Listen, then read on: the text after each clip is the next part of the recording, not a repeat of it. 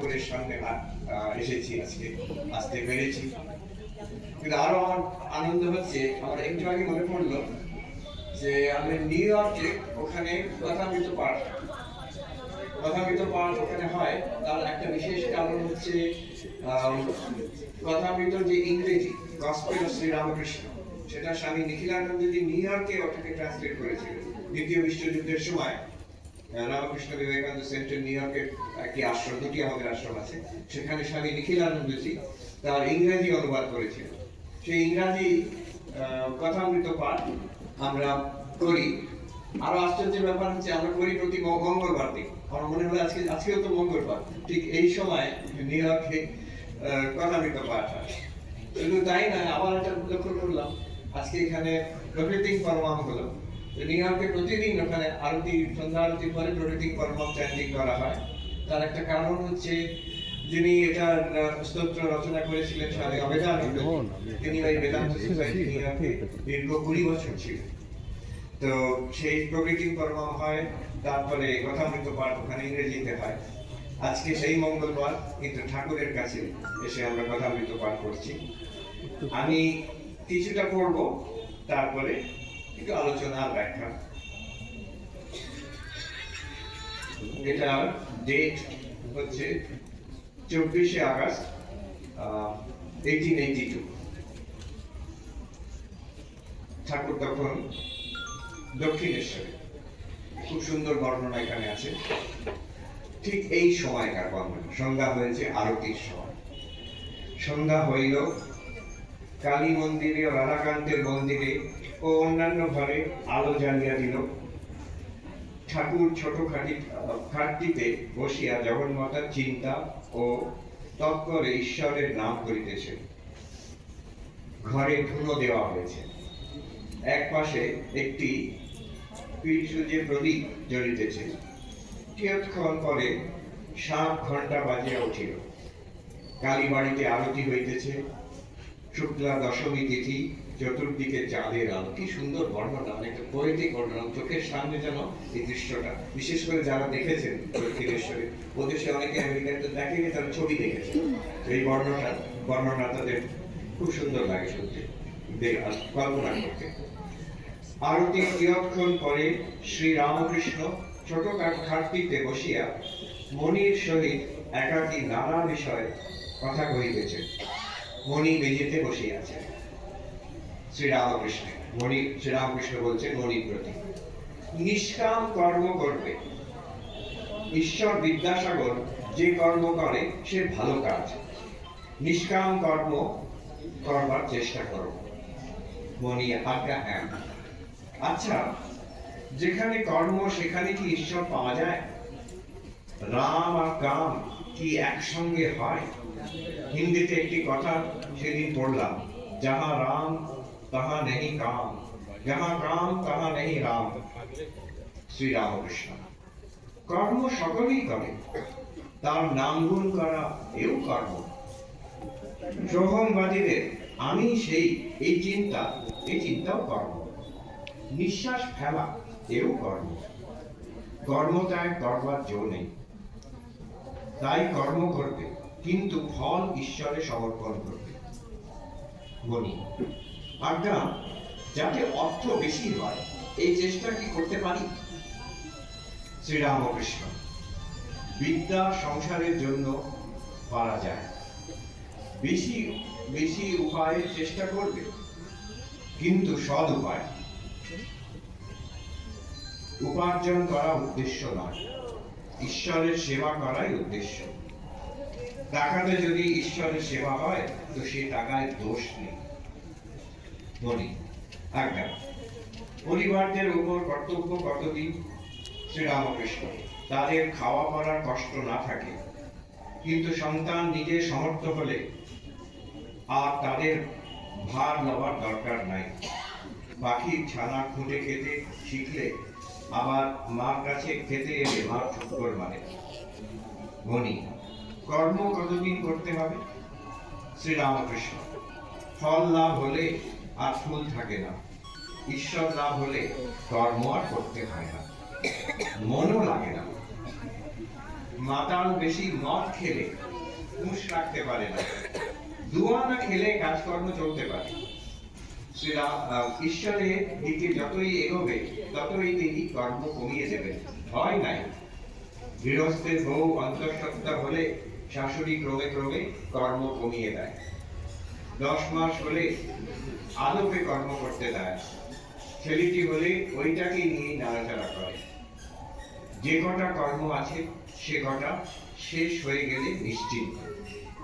গৃহিণী বাড়ির রান্না বাড়া আর কাজকর্ম সেরে যখন নাইতে গেল তখন আর ফেরে না, তখন ডাকাডাকি করলেও আর আসবে না। মনি, আজ্ঞা ঈশ্বর লাভের মানে কি, আর ঈশ্বর দর্শন কাকে বলে, আর কেমন করে হয়? শ্রীরামকৃষ্ণ, বৈষ্ণবরা বলে যে ঈশ্বরের পথে যারা যাচ্ছে আর যারা তাকে লাভ করেছে তাদের থাক থাক আছে, প্রবর্তক, সাধক, সিদ্ধ, আবার সিদ্ধের সিদ্ধ। যিনি সবে পথে উঠেছেন তাকে প্রবর্তক বলে। যে সাধন ভজন করেছে, পূজা, জপ, ধ্যান, নাম গুণ কীর্তন করেছে, সে ব্যক্তি সাধক। যে ব্যক্তি ঈশ্বর আছেন বোধ করেছে তাকেই সিদ্ধ বলে।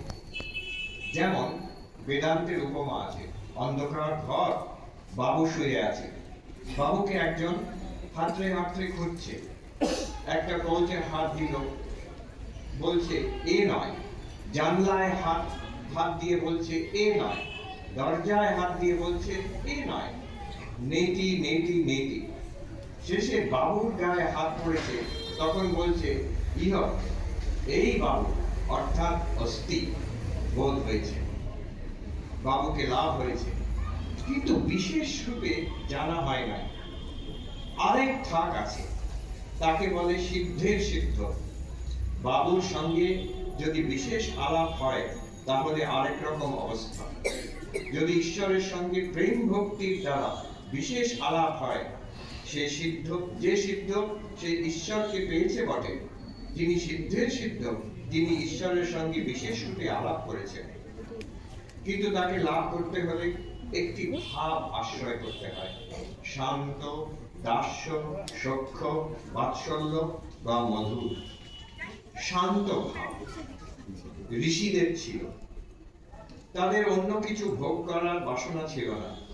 যেমন স্ত্রীর স্বামীকে নিষ্ঠা, সে জানে আমার প্রতি কন্দর্প। দাস্য যেমন হনুমানের, রামের কাজ করবার সময় সিংহতুল্য। স্ত্রীরও দাস্যভাব থাকে, স্বামীকে প্রাণপণে সেবা করে। মার কিছু কিছু থাকে, যশোদারও ছিল। সখ্য বন্ধুর ভাব, এসো এসো কাছে এসে বসো। শ্রীরাম আদিতে কৃষ্ণকে যখন এঁঠো ফল খাওয়াচ্ছে, কখনো ঘাড়ে চড়ছে। বাৎসল্য যেমন যশোদা, স্ত্রীরও কতটা থাকে, স্বামীকে প্রাণ চিরে খাওয়ায়। ছেলেটি পেট ভরে খেলে তবেই মা সন্তুষ্ট।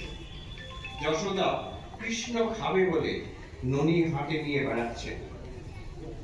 মধুর যেমন শ্রীমতী, স্ত্রীরও মধুর ভাব। এইভাবে ভিতরে সকল ভাবই আছে, শান্ত, দাস্য, সখ্য, বাৎসল্য। মনি, ঈশ্বরকে দর্শন কি এই চোখে হয়? শ্রীরামকৃষ্ণ, তাকে চর্মচক্ষে দেখা যায় না। সাধনা করতে করতে একটি প্রেমের শরীর হয়, তার প্রেমের চক্ষু, প্রেমের কর্ণ, সেই চোখে তাকে দেখে, সেই কর্ণে তার বাণী শোনা যায়। আবার প্রেমের লিঙ্গজনী হয়। এই কথা শুনিয়া মনি হো হো করিয়া হাসিয়া উঠিলেন। ঠাকুর বিরক্ত না হইয়া আবার বলিতেছেন, শ্রীরামকৃষ্ণ, এই প্রেমের শরীরে আত্মার সহিত রমণ হয়। মনি আবার গম্ভীর হইলেন। শ্রীরামকৃষ্ণ, ঈশ্বরের প্রতি খুব ভালোবাসা না এলে হয় না। খুব ভালোবাসা হলে তবেই তো চারিদিকে ঈশ্বরময় দেখায়। খুব নেবা হলে তবেই চারিদিকে হলদে দেখা যায়। তখন আবার তিনি আমি এইটি বোধ হয়। মাতালের নেশা বেশি হলে আমি কালী। গোপীরা প্রেমোন্মত্ত হয়ে বলতে লাগলো আমি কৃষ্ণ। তাকে রাত দিন চিন্তা করলে তাকে চারিদিকে দেখা যায়, যেমন প্রদীপের শিখার দিকে যদি এক দৃষ্টে চেয়ে থাকো তবে খানিকক্ষণ পরে চারিদিক শিখাময় দেখা যায়। That's enough to be going on with. অনেক কথা বললেন ঠাকুর, এখানে অনেক গভীর তত্ত্ব আলোচনা হয়েছে। ঠাকুর বলছেন কাজ, কর্ম সবাইকে করতে হয়। সে গৃহস্থই করছে, যে স্কুল কলেজে পড়ছে সেও করছে, যে চাকরি করছে সেই করছে, বাড়িতে কাজ করছে, আশ্রমে মানুষ সবাই কাজ করছে। ঠাকুর এখানে কর্মের রহস্য ধরিয়ে দিচ্ছেন মনিকে। ঠাকুর বলছেন নিষ্কাম কর্ম করবে। তারপর বলছেন ঈশ্বর বিদ্যাসাগর যেসব কাজ করে সেগুলো ভালো, নিষ্কাম কর্ম করার চেষ্টা করবে। আমার মনে আছে একজন প্রকাণ্ড পণ্ডিত, গোলপাকে ছিলেন, ন্যায়ের পণ্ডিত ছিলেন না, তারপরে বেনারসে থাকতেন, বুঝতে পেরেছেন? হ্যাঁ, পণ্ডিত মশাই আমাকে একদিন বলছে আচ্ছা এই তো ইষ্টাভুক্ত কর্ম বেদে আছে, কর্মকাণ্ডে আছে, আপনাদের স্বামীজি এখানে স্বামীজি নতুন কি আর কর্ম শিবজ্ঞানে জীবসেবা কর্মযোগে নতুন কি করলেন? তখন আমার মনে হলো এই যে কর্মের রহস্য, এটা আমাদের বেদের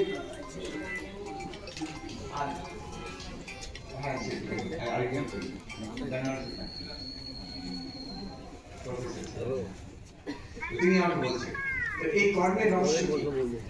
বৈদিক যুগে ঠিকই কথা, ঠিক বলেছেন, ইষ্টাভুক্ত কর্ম আছে, যে যাগযজ্ঞাদি কর্ম আছে এবং মানুষের কল্যাণের জন্য কর্ম আছে। যেমন কেউ কুয়ো করে, আমাদের এখানে আজকে বলছিলাম বাহাবাবু বিদ্যালয় করেছেন, মানুষের জন্য জলপানের জন্য কুয়োর ব্যবস্থা করেছেন, এটাকে ইষ্টাভুক্ত কর্ম বলা। তারপরে এক ধাপ এই কর্মের রহস্য আরো গভীর হলো যখন গীতার যুগে শ্রীকৃষ্ণ এসে বলছেন কর্মযোগের কথা বললেন, যে শুধু যাগযজ্ঞাদি কর্ম নয়, শুধু মানুষের কল্যাণের জন্য দু একটা করে দিলাম, চ্যারিটেবল অ্যাকশন, ভালো জায়গায় ছিল চ্যারিটেবল অ্যাকশন। আমার মনে আছে ছোটবেলায় ঠাকুরদা ঠাকুমা তখন 10 পয়সা করে নাতি নাতনি দিতে, ভিখিরিরা সামনে আসতো, ভিখিরিদের সবাইকে নাতি নাতনিরা দিয়ে 10 পয়সা তখন সেটাই 10 পয়সা ছিল দেওয়া হতো। এটা দান করা, এটা চ্যারিটেবল অ্যাকশন। কিন্তু শ্রীকৃষ্ণ তার থেকে এগিয়ে গিয়ে বলছেন আমাদের যে কোনো আমাদের যে কোনো কর্ম, আমাদের বলছে তোমার যে যুদ্ধ করা কর্ম, ব্যাটলফিল্ড কুরুক্ষেত্র যুদ্ধক্ষেত্রতে, এই কর্ম এটাকেও সাধনা করা যেতে পারে। অফিসের কাজ, বাড়িতে কাজ, স্কুলে কেউ পড়াশোনা করছে, কলেজে পড়াশোনা করছে, যে কোনো কর্মকে সাধনা করা যেতে পারে। এটা কর্মের রহস্যের একটা নতুন রেভলিউশন এনে দিলেন শ্রীকৃষ্ণ। আমাদের দৈনন্দিন কাজ যেটা, সেটা কর্মযোগ, সেটা একটা সাধনা করে দিলেন শ্রীকৃষ্ণ। তার পরবর্তীকালে স্বামী বিবেকানন্দ এসে, ঠাকুর এসে, যে শুধু নিজের কর্মগুলোকে যে কর্মযোগ করতে পারে সেটা শুধু তাই নয়, ব্যাপক অর্থে এই যে বিরাট, এই যে লক্ষ লক্ষ মানুষ, তাদের সেবা করা, এইটা হচ্ছে আরেকটা রেভলিউশন এনে দিল। এটা কিন্তু কর্মযোগের আরেকটা নতুন ধাপ খুলে গেল।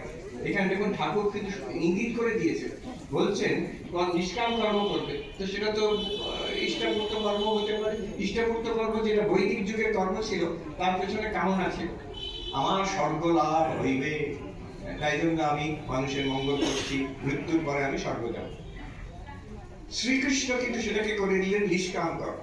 ওই কর্ম করে স্বর্গ লাভের জন্য নয়, ঐহিক কোনো লাভের জন্য নয়, তাতে আমার আধ্যাত্মিক আমার উন্নতি হবে, আমার মন শুদ্ধ হবে, আমি ভগবান লাভের উপযুক্ত হব, আমার ঈশ্বর লাভ পর্যন্ত হতে পারে সেই কর্ম দিয়ে, মোক্ষ লাভ পর্যন্ত হতে পারে। সেই নিষ্কাম কর্মের প্রবর্তন করলেন শ্রীকৃষ্ণ। এবার স্বামীজি যেটা করছে শিবজ্ঞানী জীব সেবা, ঠাকুরেরই সূত্র। এই এত এখানে গাওয়ার উপরে দেখছেন, এত এই স্কুল ডিসপেন্সারি, কত লোকের সেবা কত রকম ভাবে হচ্ছে এখানে। এই যে আধ্যাত্মিক কাজ আমরা এখানে করছি, এটাও তো সেবা একটা। এই যে বিরাটের উপাসনা, এটা কর্মযোগের একটা নতুন ডাইমেনশন খুলে গেল। আর এখানে দেখুন ঠাকুর কিন্তু সূত্র ধরিয়ে দিচ্ছে। ঠাকুর বলছেন নিষ্কাম কর্ম করবে, আবার বলছেন ঈশ্বর বিদ্যাসাগর যে কর্ম করে সে ভালো কাজ। কারণ ঈশ্বর বিদ্যাসাগর কি করতেন? যদি নিজের কাজটাকে কর্মযোগ বলে করছেন তা নয়, মানুষের সেবা করছে, সেটাকে ঠাকুর একটা স্ট্যাম্প অফ অ্যাপ্রুভাল দিচ্ছে। এটাই কিন্তু সাধনা হতে পারে। এই সাধনা আমাদের একটা বিরাটের উপাসনা, এই কর্মযোগ।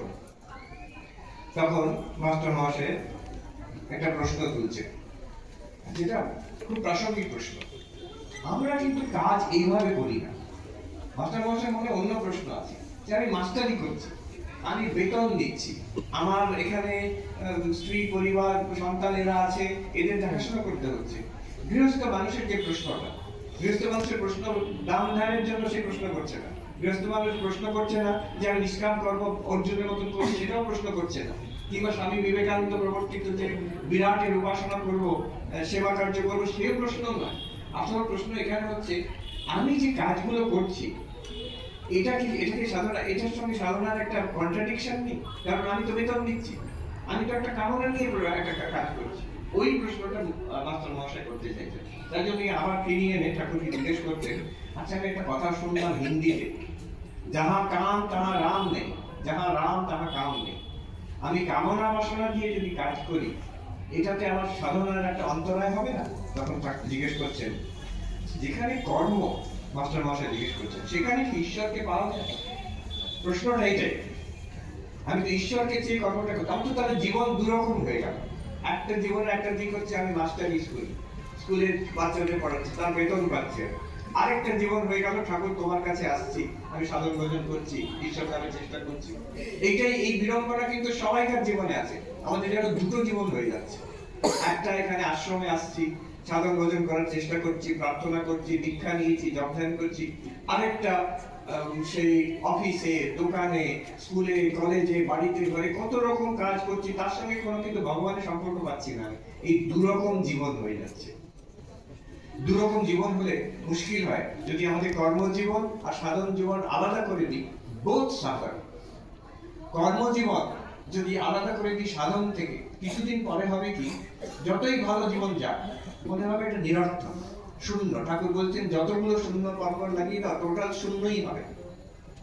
তো আমাদের কর্মের জীবন, আমি দেখেছি আমেরিকাতে, এখান থেকে অনেক ছেলে মেয়ে যায় ওখানে কাজ করছে। একটি ছেলে আমাকে বললো, আমার বাবা মা অতি সাধারণ, তারা খুব পরিশ্রম করে আমাকে ভালো জায়গায় পড়িয়েছেন ইন্ডিয়াতে। এখন আমি সুযোগ পেয়ে আমেরিকাতে এসে নিউ ইয়র্কে ওয়াল স্ট্রিটে কাজ করি, খুব বড় কোম্পানিতে। বলছেন, মহারাজ বিশ্বাস করুন, আমার বাবা জীবনে যা আয় করেছে, বাবা যা জীবনে আয় করেছে, টোটাল যা আয় করেছে, আমি প্রতি মাসে তার থেকে বেশি আয় করি, প্রতি মাসে। কিন্তু আজকে এসে আমার এখানে মনে হচ্ছে, এরপরে কি, এটা কি, আমি এটা করে আমার লাভটা কি হলো? আমার তো কোনো শান্তি নেই, আনন্দ নেই, কিছুই যেন মনে হচ্ছে না, কর্কটের মতো মনে হচ্ছে। আর বাবা মাকে জিজ্ঞেস করলে তারা কিছু বলতে পারছে না। তারা বলছে, বাবু আমরা তো এইটুকুই জানতাম, খেটে খুঁটে তোকে পড়িয়েছি, তুই ভালো চাকরি করছিস, বিদেশে থাকিস, এরপরে কি হবে? তখন আমার জবাব আমার কাছে নেই। তো এই দুটো আলাদা করলে, কর্মের জীবন যদি সাধন জীবন ভগবানের থেকে, ঈশ্বর থেকে আলাদা হয়ে যায়, মিনিংলেস হয়ে যায়, ভেতরে কোনো আর সার পাওয়া যায় না। কিছুদিন পরে এই তো কাজ করছি, এই তো ঘর সংসার হলো, তারপরে বৃদ্ধ হচ্ছে, দুদিন পরে মরে যাবো, তাহলে ভুলোটা শেষ পর্যন্ত কি দাঁড়ালো? আমি কি পেলাম এই সব কিছু থেকে?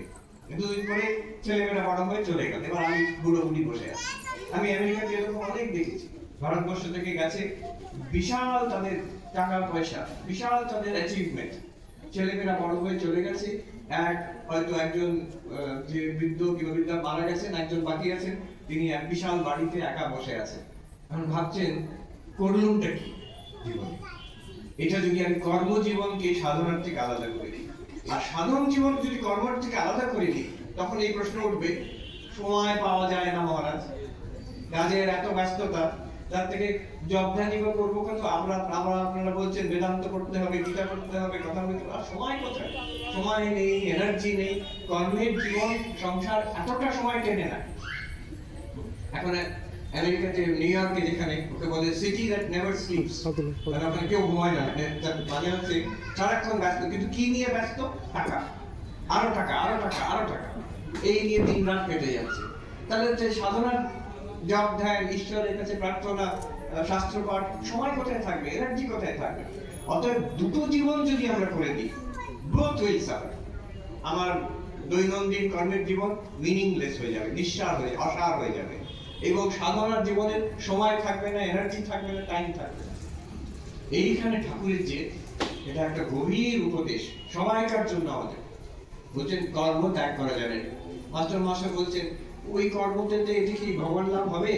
ওটা তো কামনা বাসনা দিয়ে করছে, সেখানে তো যেখানে কাম আছে সেখানে রাম নেই, যেখানে রাম আছে সেখানে কাম নেই। ঠাকুরের কি সুন্দর জবাব! উনি মাস্টার মহাশয় মনের মধ্যে কি আছে ঠিক ধরেছেন। মনের মধ্যে কি আছে? মাস্টার মহাশয় যে পরে করলেন যে স্ত্রী পুত্রকে কতদিন দেখবো, তার মানে ওনার সন্ন্যাস নেওয়ার ইচ্ছে আছে, যেগুলো আমি এগুলো ছেড়ে দেবো, এইসব আর করবো না। ঠাকুর সঙ্গে সঙ্গে দেখো ঠাকুরের জবাব কেমন, বজ্রের মতন জবাব। বলছেন কর্ম ছাড়ার জোর নেই। বলছেন তুমি ছেড়ে দেবে তো? দেখো বলছেন কর্ম সকলেই করে। তুমি যদি ভেবেছ যে চাকরি ছেড়ে দেবে, স্ত্রী পুত্র ছেড়ে দেবে, আশ্রমে গিয়ে থাকবে, বলছেন তার নাম গুণ করা এও তো কর্ম। তুই যদি জপ ধ্যান করবে, কীর্তন করে থাকবে, এও তো কর্ম। বলছেন আচ্ছা বেদান্তবাদীরা খুব সূক্ষ্ম, মাস্টার মশাই বেদান্ত পড়েছেন, সেখানে জ্ঞান কর্মের বিরোধ পাতায় পাতায় পাওয়া যায়। শঙ্করাচার্য বলছেন জ্ঞান আর কর্মের বিরোধ পর্বত অকম্পেয়, পর্বতের মতন এত বড় বিরোধ আছে দুটোর মধ্যে। ঠাকুর কিভাবে পরিষ্কার করে দিচ্ছেন সেখানে, এই হাজার বছরের কনফিউশন হয়ে গেছে। ঠাকুর বলছেন সেখানে সোহমবাদীদের আমি সেই, এই চিন্তাও কর্ম। বেদান্তবাদীরা যে বিচার করছে আমি সব কর্ম ত্যাগ করে সন্ন্যাস নিয়ে আমি শ্রবণ মনন নিধিধ্যাসন করে জীবন কাটাবো। কি চিন্তা করব? আমি সেই চিদানন্দ রূপ শিবোহম, এইটা আমি চিন্তা করব। এই আমি বিচার করব আমি শরীর নই, মন নই, আমি যুদ্ধ চৈতন্য দ্রষ্টা, আমি এই চিন্তা করি। ঠাকুর বলছে এটা তো কর্ম, এটা তো তুমি মন দিয়ে কাজ করছো, বুদ্ধি দিয়ে কাজ করছো। তুমি শরীরে চুপ করে বসে আছো, ভিক্ষা করে খাচ্ছ, পাহাড়ে থাকো, কিন্তু এটা তো কর্ম করছো। তুই যখন শ্রবণ করছো, মনন করছো, নিধিধ্যাসন করছো, এটাও কর্ম। এখানে ঠাকুরের এই একটা ছোট কথায় আমি সেই, এই চিন্তাও কর্ম, এর মধ্যে একটা গভীর বেদান্তের তত্ত্ব লুকিয়ে আছে। শঙ্করাচার্য কি বলতে চেয়েছিলেন? বলছেন জ্ঞান আর কর্মের বিরোধ কোথায়? যতদিন আমি নিজেকে শরীর ভাবি, ভাবছিস না, আমি তো পরিষ্কার, আমাকে ট্রুথ, আমি এই শরীর, এটা আমি যে চিন্তা করে মতলব করে বসে আছি তা নয়, এটা ফ্যাক্ট আমার কাছে, আমি এই শরীর, আমি এই মন। ততদিন আমি যা করব, আমি যদি ভক্তি করি এটাও করব, আমি যদি জপ ধ্যান করি এটাও করব, আমি যদি বেদান্ত বিচার করি এটাও করব। শরীর মনের সঙ্গে আইডেন্টিফিকেশন থাকলে যা করা হবে করব। আর এর একটা উদ্দেশ্য আছে। আমি কেন বিচার করছি, কেন বেদান্ত বিচার করছি? আমার ব্রহ্মজ্ঞান হবে বলে। আমি কেন ভক্তি করছি? যে আমার ঈশ্বর লাভ হবে বলে। আমি কেন কর্ম করছি? স্কুল, কলেজ, হাসপাতাল, আমার চিত্ত শুদ্ধি হবে বলে। একটা সাধন আছে, একটা সাধ্য আছে। যতদিন শরীর মনের সঙ্গে আইডেন্টিফিকেশন। এবার ঠিক উল্টোটা দেখুন, যখন বস্তু লাভ হয়ে, ঠাকুর সেটাও বলবেন, বস্তু লাভ হয়ে গেল, আমি চৈতন্য বলে জেনে নিলাম। বলছেন সিদ্ধ কখন? যে বাবুকে পাওয়া গেছে অন্ধকার করে, চোখে চোখে হঠাৎ বুঝে গেল এই তো আমি এই চৈতন্য। যখন বুঝে গেল তখন তার দৃষ্টি একেবারে 180 ডিগ্রি পাল্টে গেল। তখন সে দেখছে শরীর দিয়ে হলেও আমি তো চৈতন্য, আমি তো কিছুই করি না, আমি তো নিষ্ক্রিয় চৈতন্য, আলোর মতো লাগে।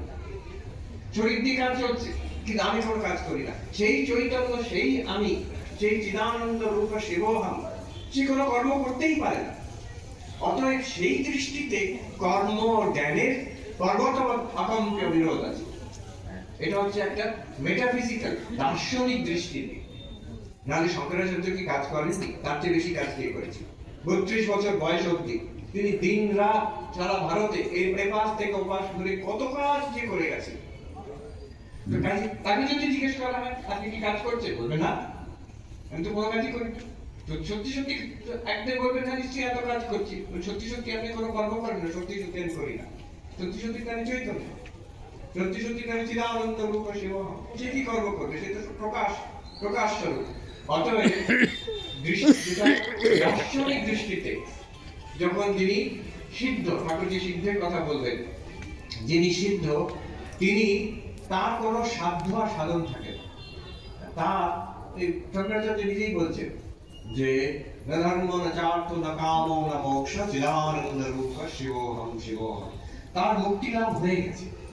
অতএব তার কোনো সাধ্য নেই যে আমি জ্ঞান বিচার করে ব্রহ্ম জ্ঞান লাভ করবো। সে নিজেকে ব্রহ্ম তো জেনেই নিয়েছে।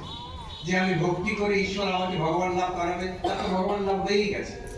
সে ধ্যান করে যে সমাধিস্থ হবেন, নিজের স্বরূপ অনুভব করবেন, তদাদৃষ্টু স্বরূপে অবস্থান, সেটা তার হয়েই গেছে। নিষ্কাম কর্ম করে চিত্ত শুদ্ধি হবে, ভগবান লাভ, তার ভগবান লাভ হয়েই গেছে। অতএব তার কোনো সাধন দৃষ্টি নেই। কিন্তু সেই সাধক, সেই সিদ্ধ, তিনি কর্ম করে যাবেন, তিনি ধ্যান করে যাচ্ছেন, তিনি ভক্তি করে যাচ্ছেন। এরকম বর্ণনা আছে ভাগবতে। যারা ব্রহ্মজ্ঞানী সুখদেবাদী, তারা সারাক্ষণ কি বলছে? কর্মজ্ঞান, যারা নিজেকে জানে ব্রহ্ম বলে, সারাক্ষণ জপ করছে হরিশ শরণম হরিশ শরণম হরিশ শরণম। তারা ভক্তি করছে, কিন্তু তারা ভক্তি করছে ভগবান লাভ করার জন্য ভক্তি করছে না। তাদের স্বভাব বলছে ইত্থং ভূতা হরের গুণা, এইরকম হরির গুণ, যে তার নাম কীর্তন করে তারই আনন্দ, সেটা প্রকাশ। তাদের জ্ঞানের প্রকাশ তখন হচ্ছে তাদের কর্ম। তাদের কর্ম সাধনা না, তাদের কর্ম হচ্ছে জ্ঞানের প্রকাশ তখন। এই এতগুলো কথা ঠাকুর বলছেন এখানে, সোহম বাড়িলে আমি সেই, এই চিন্তাও করবো। এখানে কিন্তু এটা কিন্তু মাস্টার মহাশয়ের মনের মধ্যে, যারা বেদান্তবাদী তাদের মনের মধ্যে দ্বিধা থাকে, এই দ্বিধা আছে, সেটাকে ঠাকুর কেটে দেখিয়ে দিলেন। যতক্ষণ আমি সাধক, ততক্ষণ কর্মটা সাধনা হিসেবে করছি। হ্যাঁ, আর সেই সাধনা, সেটা বিচার হতে পারে, জ্ঞানের বিচারও সেই কর্ম হতে পারে, ধ্যানও সেই কর্ম হবে, ভক্তিও কর্ম হবে, আর কর্ম সেবা কর্ম, সেটাও কর্ম হবে।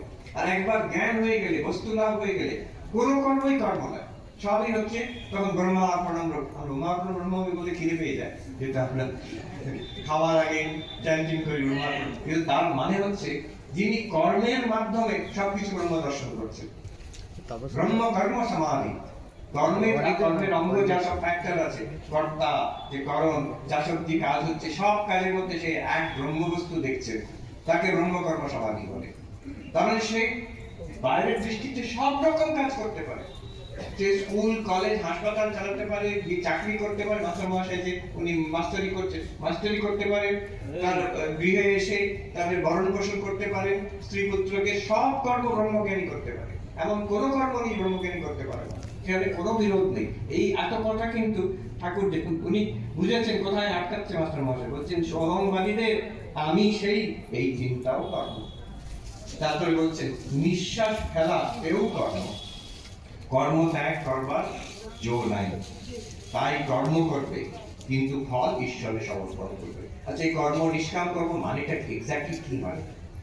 কেউ চাকরি করছে, কেউ বাড়িতে কাজ করছে, কেউ পড়াশোনা করছে, যে নিষ্কাম কর্ম আমি কি করে করবো, এক্স্যাক্টলি মেথডটা কি? ঠাকুর এক কথায় সূত্রে বলে দিলেন, সব কাজ করবে, ফল ঈশ্বরে সমর্পণ করবে। মানে মনে মনে আমি এটা ঈশ্বরের পূজা, ঠাকুরের পুজো করছি। এই পড়াশোনা করছি, ঠাকুরের পুজো করছি, স্কুলে পড়াচ্ছি, ঠাকুরের পুজো করছি, দোকানে কাজ করছি, বাড়িতে রান্না করছি, পরিষ্কার করছি, ঠাকুরের পুজো করছি, সব ঠাকুরের পুজো করছি।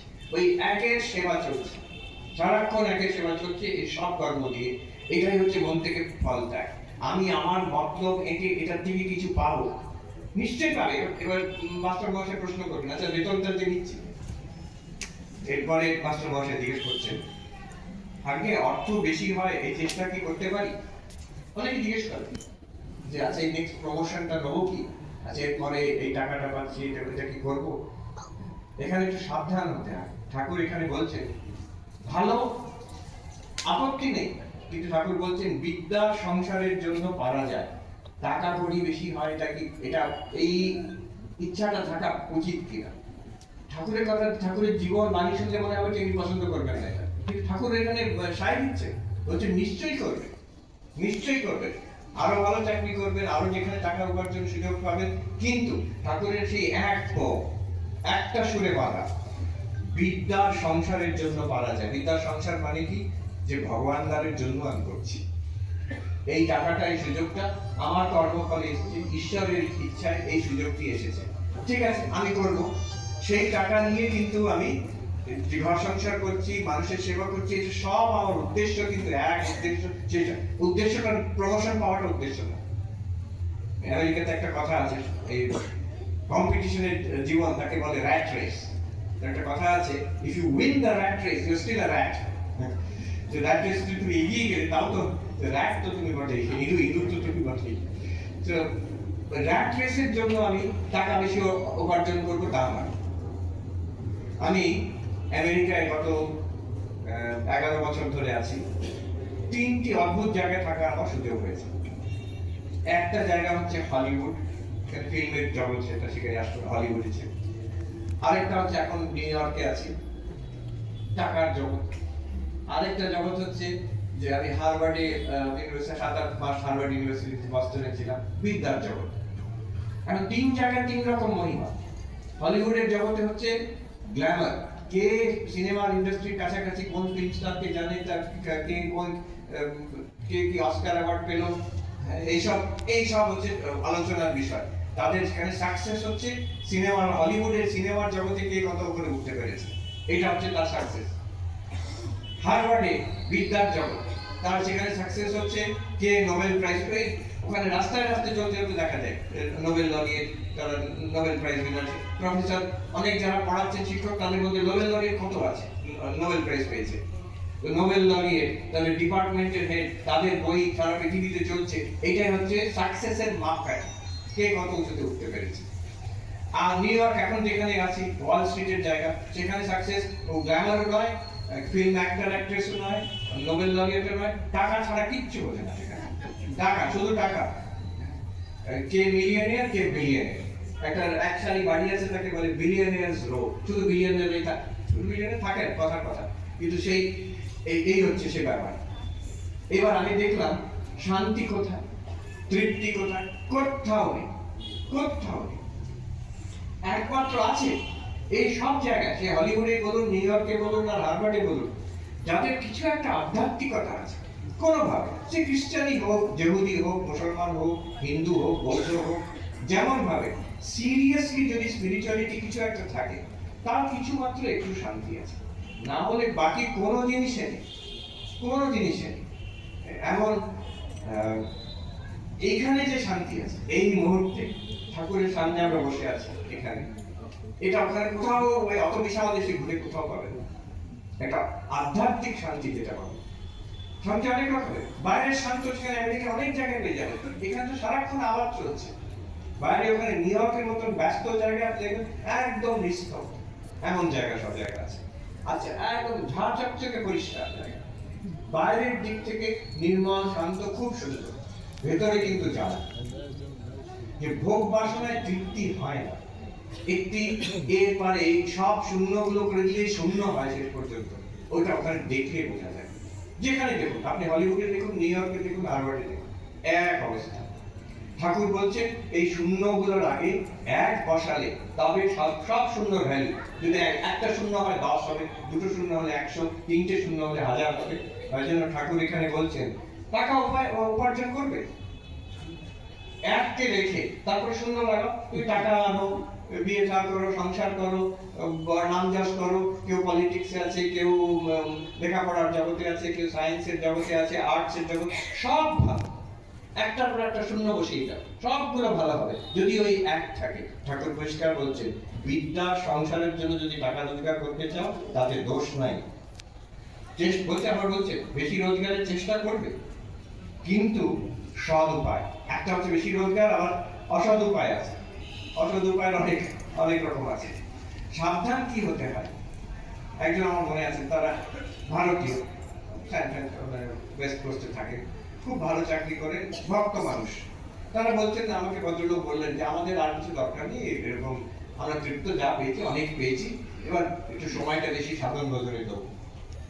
কি হলো, তারপরে একটা ক্রুজে গেলেন, জাহাজে একটু বেড়াতে গেলেন স্বামী স্ত্রী, বেরিয়ে এসে তারপরে বলছেন আমাকে, আসলে জানেন মহারাজ, ওখানে একজনের সঙ্গে পরিচয় হয়ে গেল। তিনি বললেন, এই আরেকটা কোম্পানিতে এরকম আরো কয়েক $1000 এক্সট্রা পাওয়া যাবে, এই চাকরিটা তুমি করবে? আচ্ছা, সেখানে কিন্তু এই ইনস্টলমেন্টে এরকম একটা ভালো লোকেশনে বাড়ি পাওয়া যাবে, গাড়ি পাওয়া যাবে। ভাবছি মহারাজ, ভাবছি ওটা করি। এই দেখুন সঙ্গদোষ। একটা ভালো কথা ঠিক করেছিল, এবার আরেকজন লোক এসে তাকে দেখালো আরেকটু বেশি হতে পারে। এইটা ঠাকুর বলছেন, সৎ উপায় করবে, আর উদ্দেশ্যটা ভগবান লাভ। সন্ন্যাসীর উদ্দেশ্য ভগবান লাভ, গৃহস্থের উদ্দেশ্য ভগবান, যারা সাধক যারা ঠাকুরের কাছে এসেছে, যারা ঠাকুরের কাছে আকর্ষণ বোধ করেছে, তারা কেউ কিন্তু সেই অর্থে গৃহস্থ নয়। সবাই আমরা মুমুক্ষু, মুক্তিকামী। আমরা সবাই ঠাকুর বলছে এখানকার লোক, এখানকার লোক। শিব মোক্ষ ধনেশ্বর মাদি গুরু প্রণমামি গলাধর ব্রহ্মকর। তিনি কি দিতে চান? তিনি মুক্তি দেবেন।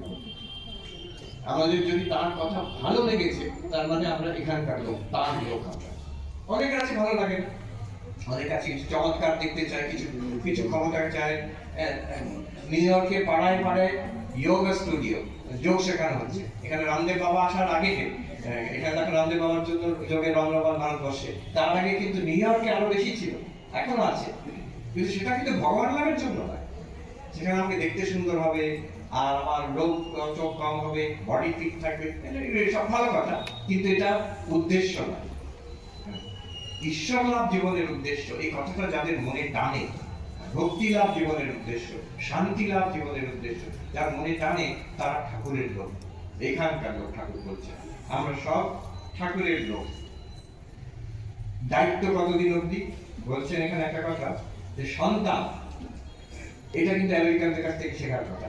ঠাকুর কিন্তু আমেরিকান কথা বলছেন এখানে। সন্তান নিজে সমস্ত হলে আর তাদের ভার দেওয়ার দরকার নাই, এটা আমাদের ভারতীয়দের শেখা দরকার। আমি দেখেছি আমেরিকাতে 18 বছর হয়ে গেলে বিদায়, বিদায়। একজন ভারতীয় ওখানে এসে আমাকে বলছে, মহিলা বলছে, আমার মেয়েটি স্কুলে পড়ে, তাকে আমাকে এসে একদিন 14-15 বছরের বলছেন, আমাদের মিস বলেছেন ক্লাসে তোমরা রেডি হয়ে নাও, এই যখন 18 বছর বয়স হবে বাবা মা ঘর থেকে বার করে দেবে। তো মা, তুমি আমাকে বার করে দেবে ঘর থেকে? তোকে বার করবো কেন? কিন্তু দেখুন ঠাকুর বলছেন যে পাখি যখন নিজে খেতে শিখে যায়, উঠতে শিখে যায়, আবার যদি মার কাছে আসে আমাকে খাওয়াও, মা কিন্তু টুকরো করে তাড়িয়ে দেয় একেবারে। সে এখন দেখি যদি ছেলে বা বাড়ি ছেড়ে যাচ্ছে না, তাকে বাবা মা বলবে যে আচ্ছা কালকে আমার সঙ্গে ডিনার করবে, চলো রেস্টুরেন্ট তোমাকে খাওয়াবো। বাবা মা তাকে নিয়ে যাবে রেস্টুরেন্টে, খাইয়ে বলছে তোমার প্ল্যান্স বলো। প্ল্যান্স বলবেন কবে যাবে, বাড়ি ছেড়ে কবে যাবে? অনেক 18 বছর বয়স হয়ে গেছে, এবার তুমি কেটে পড়ো। কষ্ট করে এটা ভারতীয় ছেলেমেয়েদের যেটা একটা সুবিধা ওখানে দেখলাম, ভারতীয় বাবা মা এখানে যেমন ওখানেও তেমন। তারা যেমন আমেরিকানরা বলে, আমরা দেখি ইন্ডিয়ান যারা, প্রত্যেক ফ্যামিলিতে গাড়ি, একাধিক গাড়ি, 3-4টে করে গাড়ি। ইন্ডিয়ান ফ্যামিলি যারা, আমেরিকান ফ্যামিলিতে যেটা 2 নম্বর সেকেন্ড হ্যান্ড গাড়ি, সবচেয়ে কম দামে, সবচেয়ে ঝাড়ঝাড়ি গাড়ি, সেটা ছেলে মেয়েকে দেবে যখন তারা গাড়ি চালাতে শেখে। 16 বছর পরে গাড়ি চালাতে শেখে। আর ইন্ডিয়ান প্যারেন্টসরা ঠিক উল্টো, সবচেয়ে দামি, সবচেয়ে যেটা সিকিউর, সবচেয়ে সেফটি বেশি, সবচেয়ে ভালো নতুন গাড়ি, সেটা ছেলে মেয়েদের দেবে, পুরোনোটা নিজে চালায়। আর তবে মুশকিল যেটা, এখানে ঠাকুর যেটা বলছে, ঠাকুর কিন্তু আমেরিকানদের সমর্থন করছে। ইন্ডিয়াতে ইন্ডিয়ার বাবা মারা ওরা ছাড়তে চায়, ছেলে মেয়ে ছাড়তে চাইলে বাবা মা ছাড়তে চায় না। অনেক দেখি বয়স্ক, ওখানে মজা করে বলছেন ইন্ডিয়ান থেকে, ওখানে গেছেন, ছেলে মেয়ে ওখানে আছে, মেয়ে আছে, আর তারপরে জামাই আছে, ছোট বাচ্চা, তাদের নাতিকে দেখার জন্য। তারা জিজ্ঞেস করছেন আপনি আছে কি করতেন, এখন রিটায়ার করেছেন, ইন্ডিয়াতে কি করতেন? আমি তো আইএএস। আইএএস মানে যে ইন্ডিয়ান আয়া সার্ভিস। ভালোভাবেই বলছেন যে আমার নাতি নাতনিকে দেখার জন্য আমাকে নিয়ে এসছে দেশ থেকে, ছেলে মেয়ে। ইন্ডিয়ান আয়া সার্ভিস। এই দেখুন এখানে ঠাকুর কিন্তু এটা সমর্থন করছেন না। নাতি নাতনিকে নিয়ে থাকা জীবনের উদ্দেশ্য নয়। সেখানে আমেরিকায় কিন্তু আমেরিকানরা এটা খুব প্রশংসা করে ভারতীয়দের, যে তোমাদের যে ফ্যামিলি ভ্যালুস, বাবা মা ছেলে মেয়েদের এত সুন্দর করে দেখাশোনা করেন, এটা খুবই প্রশংসনীয়। কিন্তু উল্টো দিক আছে, যেটা ভারতীয়রা আমরা জানি, যে ছেলে মেয়ে ছাড়তে চাইলে বাবা মা ছাড়তে চাইছে না। আর ছেলে মেয়ে যদি পাত্তা না দেয়, তখন বাবা মার সে দুঃখের শেষ নেই, আমাকে একটা ফোনও করে না, দেখেও না। এটা তো শান্তির ব্যাপার, সে নিজের মতন আছে, থাকুক না। ছেলে মেয়ে কেন্দ্রিক জীবন যে হয়ে গেছে, ঠাকুর কিন্তু সেটা সমর্থন করছে না। বলছেন বিদ্যার সংসার মানে ছেলে মেয়ে কেন্দ্রিক জীবন, সেটা মায়ার সংসার। তারা তো 2 দিন পরে চলে যাবে, তখন বুড়ো বুড়ি করবে কি? ঈশ্বরকে নিয়ে সংসার করা প্রথম থেকে। বলছেন কর্ম কতদিন করতে হবে? ঈশ্বর লাভ হলে, ঈশ্বর যতদূর আমরা ঠাকুরের দিকে ঈশ্বরের দিকে এগোবো, কর্ম আপনা আপনি কমে যাবে, ছেলে মেয়ে বড় হয়ে চলে যাবে, আপনারা থাকবেন দূর থেকে আশীর্বাদ দেবেন, তোমরা ভালো মতো, দরকার হলে আমরা আছি আইএস, কিন্তু কিন্তু আমরা ঘাটাবো না, তোমরা নিজে ভালো থাকলে খুব ভালো। আমরা আমাদের জীবন, আমাদের একটা জীবনের কেন্দ্র আছে, আমাদের উচ্চ আধ্যাত্মিক, আমাদের জ্ঞান লাভ করতে হবে, ভক্তি লাভ করতে হবে, ঈশ্বর দর্শন করতে হবে, এটা জীবনের উদ্দেশ্য, এটা আমরা সিরিয়াসলি নিয়েছি। তোমরা বড় হয়ে গেছো, তোমরা ভালো থাকবে। হ্যাঁ, এই ঠাকুর বলছেন যে পাখি বাসায় এলে সেই ছানাকে তখন ঠক্কর মারছে, তুমি চলে যাও। এই ঠাকুরের কথা, জীবনের উদ্দেশ্য হচ্ছে ঈশ্বর লাভ করা, ভগবান লাভ করা। আমাদের যা প্রশ্ন জীবনে, আচ্ছা টাকা জোগাড় করবো কিনা, তার প্রশ্ন হ্যাঁ হতে পারে, নাও হতে পারে। এই টাকাটা কি আমাকে ঈশ্বরের দিকে এগিয়ে নিয়ে যাবে? এতে কি সাধু সন্ত সেবা হবে, আমার ঘরের পূজা অর্চনা হবে, এতে মঙ্গল হবে কিনা সোসাইটি, আমার কর্মযোগ, আমার বিরাটের সেবা হবে কিনা, তাহলে নিশ্চয়ই টাকা অর্জন করবে, নিশ্চয়ই করবে। আমেরিকার যারা নিউ ইয়র্ক যদি গিয়ে দেখেন, বড় বড় কাজ সরকার কিচ্ছু করেনি, ওখানে যারা বড় বড় যে যারা পুঁজিপতি ছিলেন, রকেফেলার ইত্যাদি, তারা করেছেন। কার্নেগি খুব নাম করা ছিলেন, তিনি বলছেন আমার জীবনের অর্ধেক, তিনি লিখছেন ডায়েরিতে, আমার জীবনের অর্ধেক হচ্ছে আমি যতটা পারি ধন সম্পত্তি জোগাড় করবো, বাকি অর্ধেকটা হচ্ছে ওটা দিয়ে দেওয়ার জন্য, মানুষের সেবার জন্য। এটা যদি হয় তাহলে তো বিদ্যার সংসার হলো। আমি মানুষের সেবার জন্য যদি টাকা নিশ্চয়ই করবো। আচ্ছা না, একটা নতুন গাড়ি হবে, একটা ইয়াট নৌকা হবে, আর একটা নতুন জায়গায় বাড়ি হবে, এই জন্য যদি আমি একটু এক্সট্রা করি, না, তাহলে হচ্ছে কি আমি আবার সেই মায়ার সংসারে জড়িয়ে যাচ্ছি। আমি ঠাকুর মা স্বামীজির কাছে প্রার্থনা করি, আমাদের সবাই তারা আশীর্বাদ করুন, তারা রক্ষা করুন, তারা যাতে আমরা এই পথে চলতে পারি, এই জীবনে আমরা যাতে ঈশ্বর লাভ, ভক্তি লাভ, জ্ঞান লাভ করতে পারি, শান্তি লাভ করতে পারি, এই আশীর্বাদ, এর থেকে বড় জিনিস কিছু নেই। এর জন্য আমরাও আছি, আপনারা সবাই এসেছেন, তার কাছে আমরা এই শান্তির ভিখারি, আমরা এই জ্ঞানের ভক্তির ভিখারি, তার কাছে এসেছি। এইটা দেখলে তিনি খুশি হবেন, এইরকম লোক দেখে তিনি খুশি হবেন, যারা ঈশ্বরকে চায়, ভগবানকে চায়। ওম শান্তি শান্তি শান্তি। हरि ओम तत्सत्। श्री राम कृष्ण